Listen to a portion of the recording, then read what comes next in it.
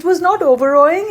I think in a sense we didn't, even though now I think that we should have known more about, I mean, we knew Louis Kahn, but it didn't seem like the architectural wonder it was. It was just this nice place with crazy big circles and, and it was a walking campus. And the Louis Kahn Plaza actually was the center of life, because at 11 at night, everybody would gather at the Louis Kahn Plaza to have tea.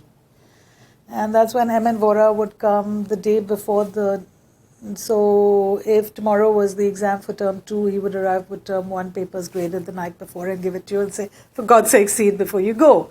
Or Pradeep Khanwala had a course called Management of Change, where you had to change something on campus in a group. So one day when Meenakshi Malia arrived wearing trousers to the chai place, everybody said, that's a mock project. So it was the center of life. Okay, we had a PGP chairman, Bala, who was perpetually found in the women's dorm because we just loved him. And he would stand downstairs and he would shout up when it was chai time for me. He would call me Rema, because all Keralites do. He would say, Rema, Rema, Rema. So my batch to this day calls him Bela. So these are things that pretty much the at least large parts of the batch actually knew. And then the women complained and Bala got us curtains, and so the men felt that what the hell, why are you guys getting curtains and why are we not getting curtains? But the other thing was, to me, was the complete absence of gender consciousness. Like now I am shocked to find that there is an entry register to the girls' dorm. Okay, what used to be a good spot for us was the top floor. Actually, when we joined, had the second-year women, and many of us were on the mezzanine.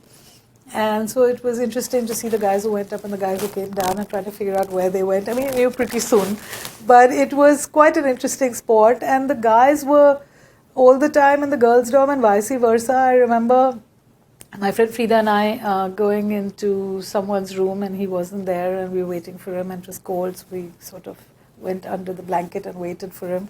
And his uncle came, opened the door and said, oh my God, I'm sorry, I thought it was a boys' dorm. And we're like, this is the boys' dorm, what can we do for you? So the strangeness of it never occurred to us, I do know going into project rooms where it was largely men and, lying down and going to sleep because they were just fighting about something, and then somebody would wake me up and say, it's time you went back to your own room.